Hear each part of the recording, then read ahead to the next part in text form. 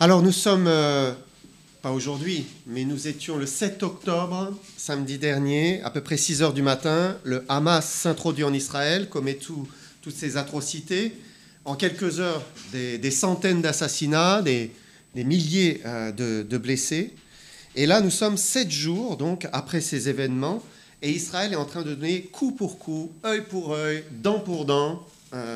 Alors bien sûr, ils ne veulent pas toucher les civils, hein, c'est pour cela qu'ils ont dit, mais descendez, fuyez, hein, parce que nous allons arriver pour tenter d'exterminer le Hamas. Le Hamas qui dit restez, restez, soyez nos boucliers humains, femmes et enfants. Hein. Alors que penser de cette situation? Que penser de l'État d'Israël aujourd'hui? L'horreur que l'on vient de vivre a permis à Israël de trouver un soutien quasi global, international, mais la réponse qu'Israël est en train de donner va peut-être aussi changer la donne de beaucoup de choses. Il y a d'abord les soutiens directs du Hamas, aussi les pays qui sont hostiles à Israël. Alors on peut citer la Malaisie, l'Afghanistan, l'Iran, l'Irak, la Syrie, le Yémen, le Soudan, la Tunisie même, où il y a eu des manifestations vraiment majoritairement pro-palestiniennes, l'Algérie, le Nicaragua, le Venezuela, Cuba même. Et puis il y a ceux qui appellent à la désescalade du conflit, qui se tiennent en arrière, qui condamnent le Hamas, sans être pour autant non plus trop derrière Israël. Hein. Et puis enfin, il y a un tout petit groupe, on va dire, qui sont plutôt des amis d'Israël, on va les appeler comme cela. Et la question d'Israël et des Palestiniens, c'est vraiment un sujet très chaud, parce qu'il y a beaucoup de souffrance, en fait. Hein. Il y a de la souffrance de part et d'autre, de partout. Hein. Et nous, en tant que chrétiens, mais quelle position avoir dans tout cela? Vous êtes à un repas de famille, le sujet de la Palestine sort, qu'est-ce qui va se passer là, hein? Ou vous êtes en train de boire une tasse de café à la pause café du travail. Hein. Souvent, on préfère plutôt se tenir en retrait, de peur de jeter de l'huile sur le feu ou de commettre un impair. Donc, on se tient un peu en arrière de tout cela. Et j'aimerais ce matin qu'on fasse un petit récapitulatif de ce que Dieu fait et de ce que Dieu dit dans les Écritures. Et pour tout chrétien qui aime sincèrement le Seigneur, il ne va pas se laisser emporter par le flot des médias, voilà, de toutes ces informations qui viennent, des critiques et des influences des deux camps. Hein. Mais il va choisir de s'attacher à ce que Dieu dit. Voilà. Ce qui est important, c'est ce que Dieu dit, c'est la parole de Dieu, c'est la pensée de Dieu en fait sur la situation, et puis c'est son plan, un plan qui est parfait. On est obligé de s'incliner et de l'accepter. Alors tout d'abord, il faut reculer en arrière. On remonte en Irak, à Ur. Vous vous souvenez de cela? Dieu choisit un païen. Il se révèle à lui comme le vrai Dieu, l'unique Dieu, le créateur des cieux et de la terre. C'est bien sûr Abraham. Et il va le choisir et lui dire, Genèse 12, versets 1 à 3. L'Éternel dit à Abraham, va-t'en de ton pays, de ta patrie, de la maison de ton père, dans le pays que je te montrerai. Je ferai de toi une grande nation et je te bénirai. Je rendrai ton nom grand et tu seras une source de bénédiction. Je bénirai ceux qui te béniront, je maudirai ceux qui te maudiront, et toutes les familles de la terre seront bénies en toi. Donc Abraham obéit, il entend la voix de l'Éternel, il a confiance en l'Éternel, il obéit. Alors la date que l'on retient, c'est 2000 avant Jésus-Christ à 1850 avant Jésus-Christ. Vous voyez un peu la fourchette. Ça veut dire que 2000 ans avant Jésus-Christ, il était déjà question d'un pays que Dieu avait choisi. Une terre qu'il voulait donner à Abraham et à sa postérité, puisqu'il a dit « Va dans le pays que je te montrerai ». Et donc Dieu va conduire Abraham jusqu'aux portes du pays de Canaan, et regardez ce qu'il va lui dire une fois devant le pays, Genèse 15, 18 à 21.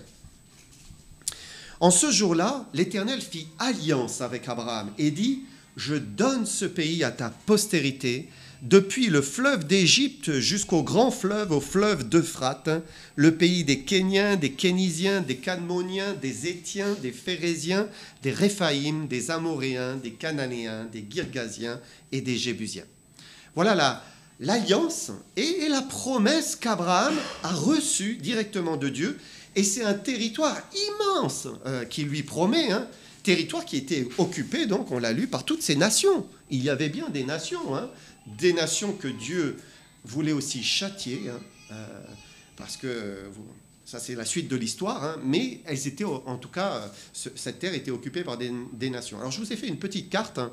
On peut voir la carte 1, donc vous allez voir le Moyen-Orient, et Dieu cite 2 fleuves, carte 2, donc vous allez voir ces 2 fleuves, donc au sud bien sûr, c'est le Nil, hein, en Égypte, hein. Et puis au nord, eh bien, c'est l'Euphrate, hein. Et regardez ce territoire, si tu veux lancer la 3e, c'est un territoire qui est gigantesque, hein. C'est vraiment très grand. Et notez qu'Israël est très loin de posséder ce territoire, hein. Eux, ils sont que sur une petite bande, hein, le long de la mer Méditerranée, le long de la côte, hein. Et en fait, Israël n'a jamais totalement occupé l'ensemble de ce territoire. Même sous David, avec toutes ses conquêtes, même Salomon, eh bien, ils n'ont pas occupé la totalité de ce territoire. Et on peut dire que c'est quelque chose qui est à venir, quelque chose qui est futur. Mais Dieu a fait une alliance avec Abraham. L'Éternel fit alliance avec Abraham. Et vous connaissez la suite de l'histoire. Donc, Sarah, son épouse, ne pouvait pas avoir d'enfant. Elle se dit, mais mince, quand même, et ça tarde. Alors, eh bien, elle prend sa servante, Agar, et elle se dit, peut-être que je pourrais avoir un enfant par ma servante, hein, le mettre sur mes genoux et l'adopter en quelque sorte, hein, et dire, c'est mon enfant. Et c'est ce qu'elle fait. Et c'est ce qu'Abraham fait. Ils n'ont pas cru en l'Éternel, ils n'ont pas fait confiance en l'Éternel. Et donc est né Ismaël. Ismaël qui est eh bien, le père des Arabes. Hein. Et après la naissance d'Ismaël, Abraham était satisfait. Il se disait, ça y est, j'ai un fils. Je vais pouvoir voir les promesses se réaliser, ma postérité, hein, mon fils, et voilà, ça va se réaliser. Mais Dieu lui a dit, Genèse 17, 21, il lui a dit, à l'égard d'Ismaël, je t'ai exaucé. Voici, je le bénirai, je le rendrai fécond, je le multiplierai à l'extrême. Il engendrera 12 princes, et je ferai de lui une grande nation. Verset 21, mais, c'est moi qui rajoute le mais, j'établirai mon alliance avec Isaac, que Sarah t'enfantera à cette époque-ci de l'année prochaine. Voilà, il lui dit à l'avance, voilà, tu auras un fils, il se nommera Isaac, et l'alliance, eh bien, n'était pas avec Ismaël, elle était avec Isaac qui allait naître. Et il est important de souligner que dans la parole de Dieu, il n'y a jamais une référence d'une alliance que Dieu a traitée avec Ismaël. Non, l'alliance était pour Isaac et sa postérité. Et donc, la Bible décrit Isaac comme étant le fils légitime, le fils, venant même par l'esprit, hein, il y a toute une image spirituelle, même si Dieu n'a pas du tout rejeté Ismaël, on le voit, hein, il y avait une bénédiction, une promesse sur Ismaël, mais la bénédiction, la grande bénédiction et l'alliance était pour Isaac. Alors on avance dans le temps, Isaac naît, Isaac grandit, et regardez ce qu'il est dit à Isaac, Genèse 26, versets 2 et 3. L'Éternel lui apparut et dit, « Ne descends pas en Égypte, demeure dans le pays que je te dirai. Séjourne dans ce pays-ci, je serai avec toi et je te bénirai, car je donnerai toutes ces contrées à toi et ta postérité, et je tiendrai le serment que j'ai fait à Abraham, ton père. » Donc Dieu renouvelle la promesse à Isaac. Hein. Ces contrées, c'est pour la postérité d'Isaac. C'est alors qu'Isaac va engendrer Jacob, et Jacob va avoir une vision, un songe, il va avoir une échelle. Et regardez ce qu'il est dit, Genèse 28, 13 à 14. « Et voici, l'Éternel se tenait au-dessus d'elle, au-dessus de l'échelle. Et il dit, je suis l'Éternel, le Dieu d'Abraham, ton père, le Dieu d'Isaac. La terre sur laquelle tu es couché, je la donnerai à toi et à ta postérité. Ta postérité sera comme la poussière de la terre, tu l'étendras à l'Occident et à l'Orient, au septentrion et au midi, et toutes les familles de la terre seront bénies en toi et ta postérité. » Donc là, pas de doute, hein. Canaan, et puis ce territoire qui est entre les 2 fleuves, hein, il est donné à Jacob. et donc à Israël, puisque de Jacob naîtra 12 fils, et ça va engendrer donc les 12 tribus d'Israël. Voilà l'histoire du peuple juif qui est liée à l'alliance que Dieu a traitée avec eux, et on ne peut pas mettre de côté et oublier ce que Dieu a dit, toute cette réalité historique, et ce peuple choisi. C'était déjà dans la pensée de Dieu. C'est Dieu qui l'a voulu ainsi. C'est la volonté divine que qu'Israël soit sur cette terre. C'est la volonté divine. Est-ce que Israël est le plus beau, le plus grand, le plus honorable des peuples de la terre? Non. Ah non, pas du tout. C'est un peuple de pécheurs, comme l'humanité entière. Comme l'humanité. Nous sommes tous des pécheurs. Mais Dieu a choisi de faire d'un peuple son peuple. Et il a dit, ce sera celui-là. Voilà, ça sera mon peuple. Deutéronome 7, 7 à 8. Ce n'est point parce que vous surpassez en nombre tous les peuples que l'Éternel s'est attaché à vous et qu'il vous a choisi, car vous êtes le moindre de tous les peuples. Mais parce que l'Éternel vous aime, parce qu'il a voulu tenir le serment qu'il avait fait à vos pères, l'Éternel vous a fait sortir par sa main puissante, vous a délivré de la maison de servitude, de la main de Pharaon, roi d'Égypte. Et Dieu a tracé un plan, et ce plan, c'était choisir un homme, Abraham, et de cet homme, il engendrerait un peuple, son peuple. Voilà, ça c'était le plan de Dieu. Pourquoi ? Parce que Dieu voulait bénir le monde entier par sa postérité. C'est pour cela que Dieu s'est choisi un peuple. Il a dit, toutes les familles de la terre seront bénies en toi et ta postérité. Il y avait une grande bénédiction qui était derrière. Et la grande bénédiction, bien sûr, c'est Christ. Le Christ, qui est la postérité, le Messie. Jésus allait naître d'une femme juive, mourir sur la croix, payer pour les péchés des hommes. Et par la nation juive, Dieu nous offre le plus beau des cadeaux. C'est ça, puisqu'il nous a donné le pardon total, complet, de tous nos péchés. C'est parfait. Un pardon qui est valable pour quiconque croit, sans exception. Tous les hommes de la terre. Et il ne faut jamais oublier que le sauveur de l'humanité nous vient d'Israël. Il nous vient d'Israël. Lorsque Jésus va rencontrer la Samaritaine, il va lui dire, Jean 4, verset 22, « Vous adorez ce que vous ne connaissez pas. Nous adorons ce que nous connaissons, car le salut vient des Juifs. » Donc, le salut et la possibilité de rencontrer le vrai Dieu, d'avoir une relation avec le vrai Dieu, vient des Juifs. Le salut vient des Juifs.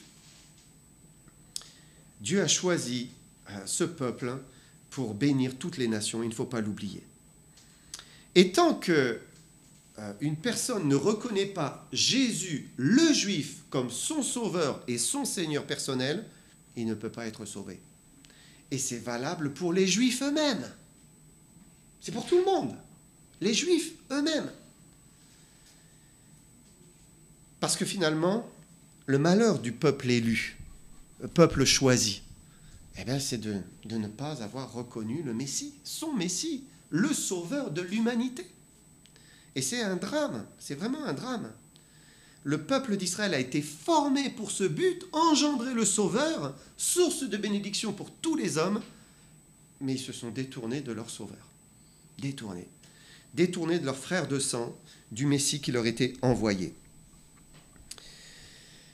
Et pour le moment, l'immense majorité de la nation juive, il y a un petit reste, c'est vrai, mais l'immense majorité de la nation juive ne reconnaît pas son Messie et passe à côté de la vraie bénédiction et du salut qui se trouve en Jésus-Christ. Et c'est un drame. C'est ce qui a donné la naissance de la théorie du remplacement. Donc ce n'est pas le grand remplacement comme vous entendez nos hommes politiques de droite, mais il y a une théorie du remplacement. Certains se sont dit que puisque les Juifs ont rejeté le Messie, alors Dieu s'est détourné de son peuple. C'est fini les Juifs. La page est tournée, Israël n'a plus lieu d'être. Et ça a conduit à beaucoup d'antisémitisme. C'est aussi une source d'antisémitisme. Comment l'Église catholique a pu a pu avoir fricoter un peu avec les nazis durant la Deuxième Guerre mondiale, mais parce que Israël n'a plus lieu d'être. Israël n'existe plus. C'est fini. Et c'est un mensonge, c'est une hérésie. Ça n'a jamais été dans la pensée de Dieu. Dieu est un Dieu qui est fidèle. Dieu n'est pas une girouette.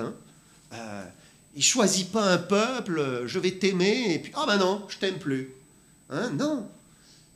L'amour, c'est un choix. C'est comme dans une union, dans un mariage. Quand on choisit de se marier avec quelqu'un, c'est un choix. Et c'est le choix d'aimer. Et de faire grandir cet amour l'un envers l'autre. Dieu, c'est pareil. Il a choisi Israël, il a fait alliance, et il les aimera jusqu'à la fin. Il ne rompra pas son alliance. Un jour, vous vous souvenez de cette histoire, un certain Balak, un roi, s'est dit « Mais j'en ai marre d'Israël, il faut les maudire, là, il faut qu'on les vainque. » Alors, il a appelé Balaam, certains prophètes, et il a dit « Maintenant, il faut que tu maudisses Israël. » Et vous connaissez l'histoire, mais je vous relis le texte. Balaam n'a pas pu maudire. Regardez, Nombre 23, versets 7 à 9. Balaam prononça son oracle et dit « Balak m'a fait descendre d'Aram, le roi de Moab m'a fait descendre des montagnes de l'Orient. Viens, maudis-moi Jacob, viens, sois irrité contre Israël. Comment maudirais-je celui que Dieu n'a point maudit? Comment serais-je irrité quand l'Éternel n'est point irrité? Je le vois du sommet des rochers, je le contemple du haut des collines. C'est un peuple qui a sa demeure à part et qui ne fait point partie des nations. » C'est fort, C'est incroyable, ça. C'est incroyable. Israël est un peuple à part. Il ne fait pas partie des nations dans la pensée de Dieu. Il est en dehors. Certains pourraient se dire, oui, mais ça, c'était dans l'Ancien Testament, avant qu'il ne rejette le Messie. On recommence. Mais non, même le Nouveau Testament. L'apôtre Paul fait une distinction. Il dit, il y a les nations, voilà. Il y a l'Église, et puis il y a Israël. Ce peuple qui est à part. Parce qu'il a quelque chose de différent. Et pour eux cette différence, c'est que Dieu les a choisis. Dieu les a choisis. Et Dieu n'est pas revenu sur son choix. Il ne reviendra jamais, parce qu'il est constant. Dieu a même dit, Jérémie 31, versets 2 et 3, « Ainsi parle l'Éternel, il a trouvé grâce dans le désert, le peuple de ceux qui ont échappé au glaive. Israël marche vers son lieu de repos. De loin l'Éternel se montre à moi. Je t'aime d'un amour éternel. C'est pourquoi je te conserve ma bonté. » Est-ce qu'Israël est exemplaire? Mais non, non. Ils sont loin d'être irréprochables et parfaits. Mais Dieu dit, je t'aime d'un amour éternel. Il n'a pas de fin. Il n'aura pas de fin. C'est du sérieux. Dieu a choisi de les aimer. Et c'est pour cela que l'apôtre Paul, dans une lettre destinée aux païens, Romains, va dire, Romains 11, 1 et 2, « Je dis donc, Dieu a-t-il rejeté son peuple? Loin de là. Car moi aussi je suis israélite, de la postérité d'Abraham, de la tribu de Benjamin. Dieu n'a point rejeté son peuple qu'il a connu d'avance. » Non, Dieu n'a pas rejeté son peuple. La théorie du remplacement est une hérésie. C'est un mensonge.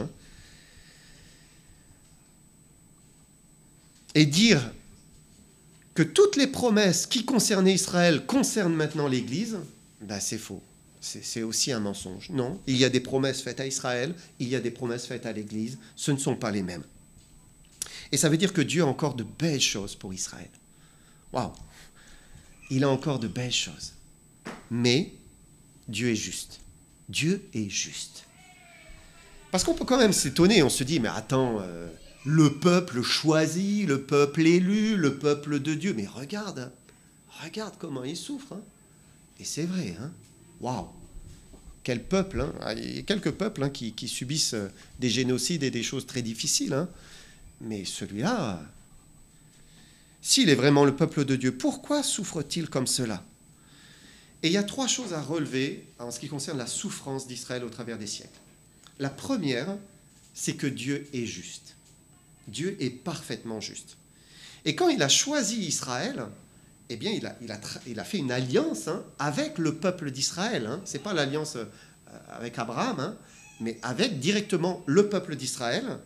Il l'a fait au travers de Moïse et de la loi qui leur a été donnée. Et il les a prévenus d'une manière très très claire. Il leur a donné une loi juste, une loi pure, une loi bonne.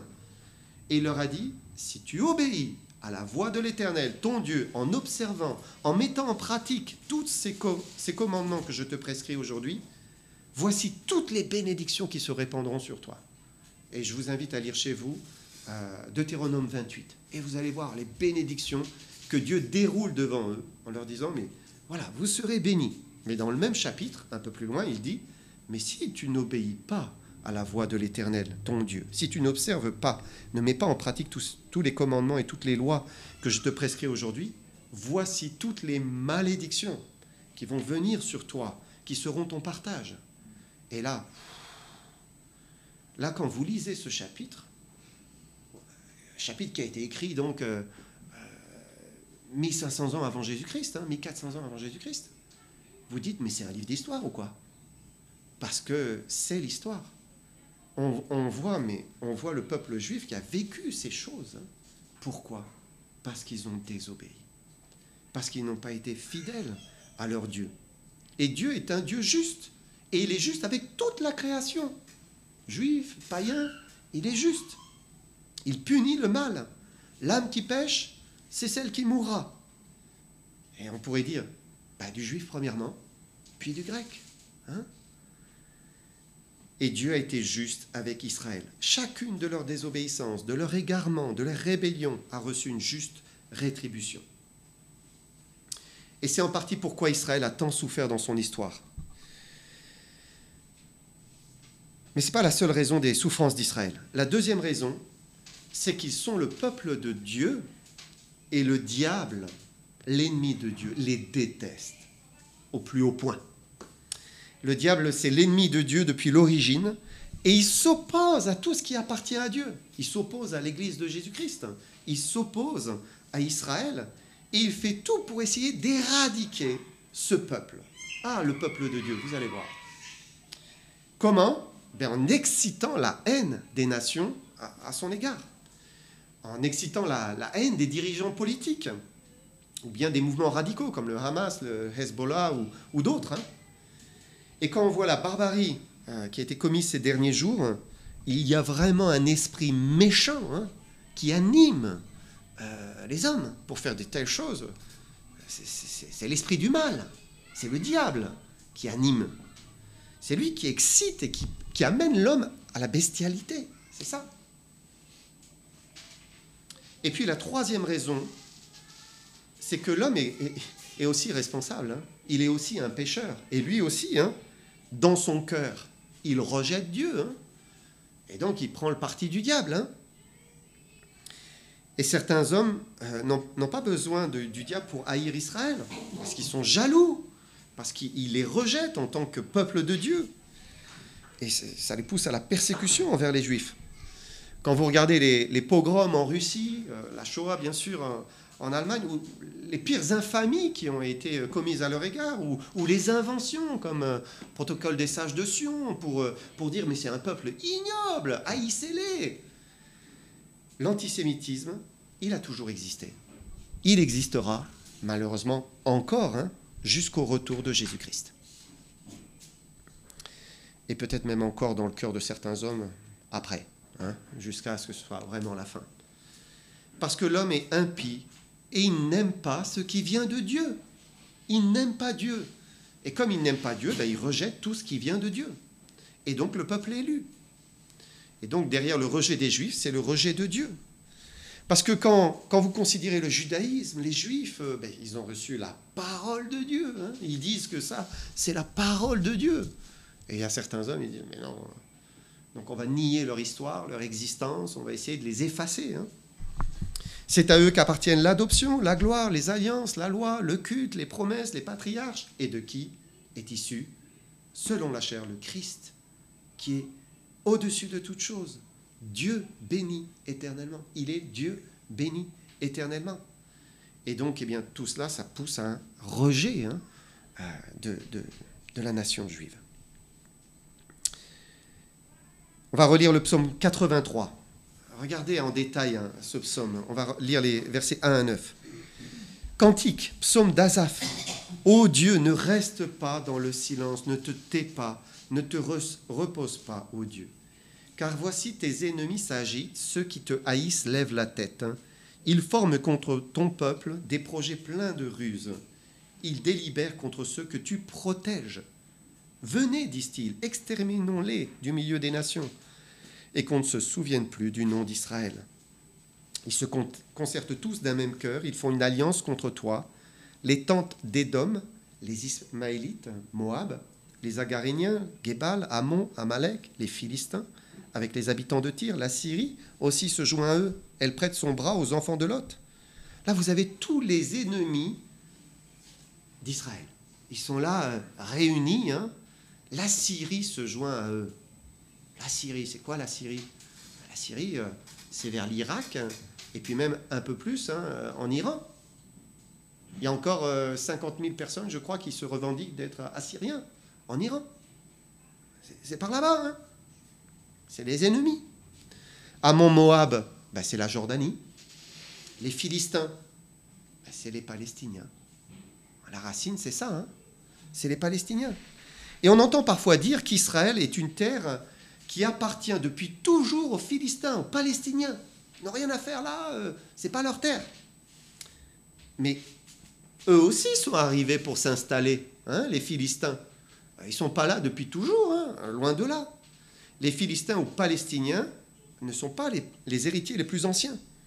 On pense qu'à l'origine, ils viennent plutôt vers Chypre et la mer Égée, donc un peu plus haut, et c'était un peuple de la mer.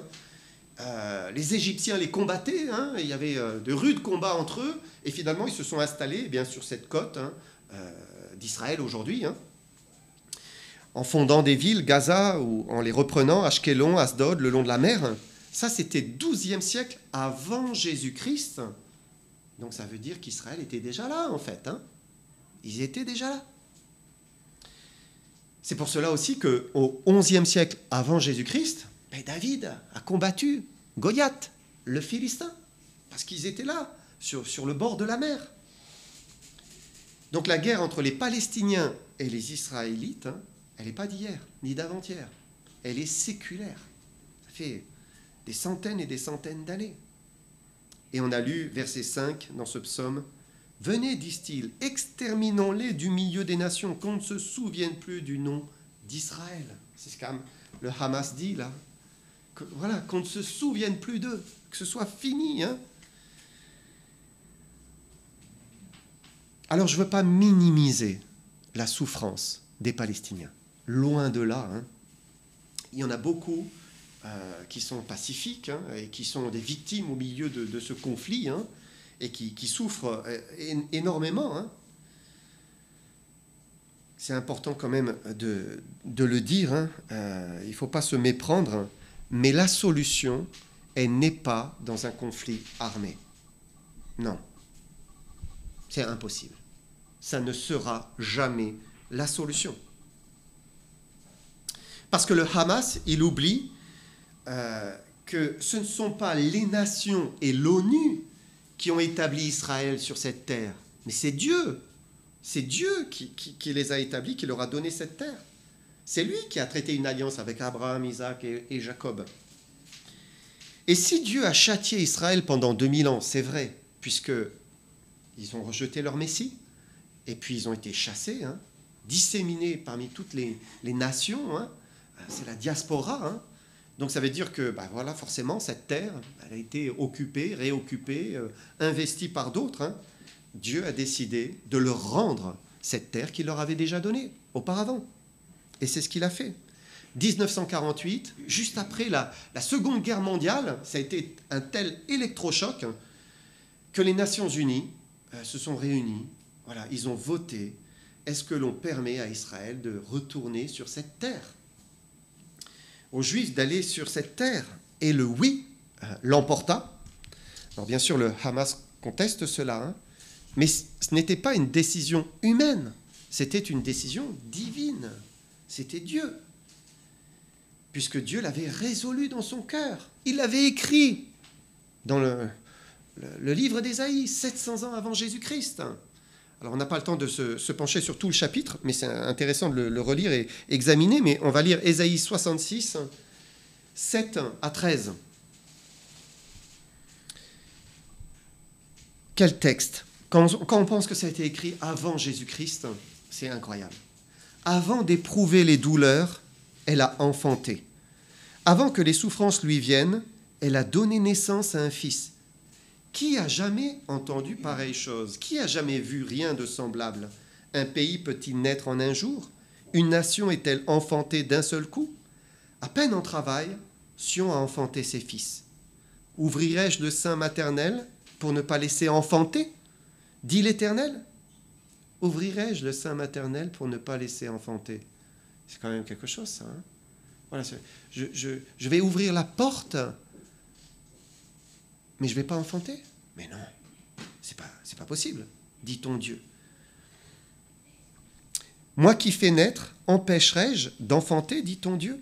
Réjouissez-vous avec Jérusalem. Faites d'elle le sujet de votre allégresse. Vous tous qui l'aimez, tressaillez avec elle de joie.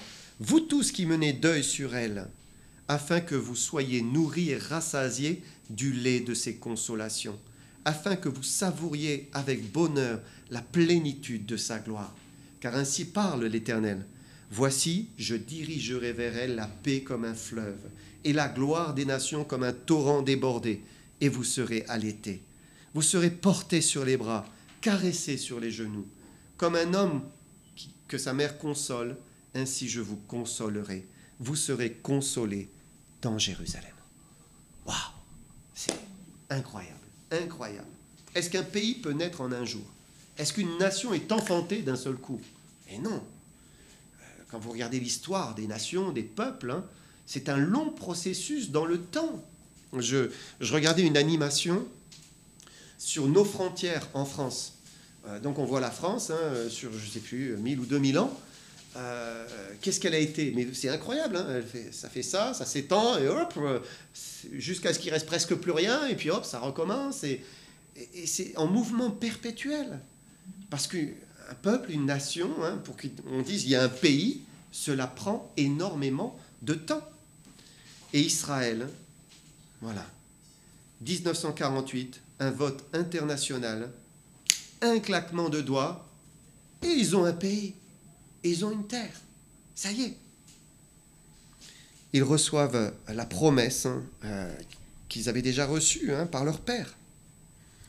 Et vous voyez la fin de ce psaume. Dieu les a consolés. Après la Shoah. Ils pensaient c'est fini. Nous sommes anéantis. On efface le nom d'Israël. Nous ne sommes plus comme des ossements desséchés. Et Dieu dit non, non, je vous aime d'un amour éternel. Et il ressuscite en quelque sorte son peuple, et il leur donne cette terre. Il les a consolés comme un homme que sa mère console. Il les a consolés à Jérusalem, dit le texte, pas ailleurs, à Jérusalem. Mais quelle joie quand ils étaient là, dans cette terre, à pleurer de joie de retrouver cette terre et cette ville, la terre promise. Depuis cela, est-ce qu'Israël est en paix? Loin de là. Depuis 1948, ils n'ont cessé de vivre des frictions, des guerres, des attaques sournoises, comme celles qu'ils viennent de vivre là. Mais à chaque fois, eh bien, ils ont surmonté ou gagné, mais d'une manière incroyable. 1948-49, parce que dès qu'ils sont arrivés, tout de suite, on a voulu les exterminer. Non, ils ont repoussé. 1956, encore. 1967, guerre des 6 jours, guerre éclair, incroyable. Comment ils ont repoussé toutes ces nations autour qui voulaient les éliminer. 1973, encore un conflit. Certes, ils ont rendu le Sinaï à l'Égypte, mais pour avoir la paix. Pour avoir la paix. Et depuis la naissance de cet État, on veut les chasser, mais personne ne pourra, parce que c'est Dieu qui les maintient là. C'est lui qui a choisi cette terre pour eux. Alors, est-ce qu'il y aura finalement une paix en Israël? La Bible dit qu'il y aura un homme qui va instaurer la paix en Israël. Et ça sera une paix factice, une paix mensongère, une paix où il va les trahir. Et c'est l'Antéchrist. Le jour où vous direz « Ah, ça y est, il y a la paix en Israël », inquiétez-vous, inquiétez-vous, parce qu'il y aura un mensonge. Finalement, l'Antéchrist va se retourner contre eux et essayer de fédérer des nations pour les exterminer. Les souffrances d'Israël ne sont pas finies, malheureusement. Il y aura encore des guerres terribles. Il est dit que les nations de l'Orient, du Nord, du Septentrion, descendront. C'est pas très étonnant qu'il y ait de nouveau un bloc de l'Est et un bloc de l'Ouest. Il n'y a rien de nouveau. C'est pas étonnant que la Russie tisse des liens bien forts avec la Corée du Nord, la Chine, pardon. C'est pas étonnant qu'elle fait une voie commerciale, elle tisse des relations vraiment proches avec l'Iran, l'ennemi juré d'Israël. L'Apocalypse nous dit que le fleuve de l'Euphrate sera asséché, donc le fleuve du Nord, et les armées du Nord descendront pour essayer d'éradiquer Israël. C'est la bataille d'Armageddon. Voilà. Alors oui, Israël souffrira encore. Et non, il n'y aura pas une vraie paix en Israël dans les années à venir. Non, pas avant que Jésus-Christ ne vienne. Alors là, tout va changer. Parce que quand lui, il va descendre, ça sera justement pour combattre toutes ces armées, tous ces ennemis. Et là, Israël ouvrira les yeux, verra son Sauveur. Et là, ils verront celui qu'ils ont percé. Ils pleureront sur lui comme on pleure sur un fils unique. Ils pleureront sur lui comme on pleure sur un premier-né. Et là seulement, le bruit des chars, le bruit des roquettes, des missiles cessera.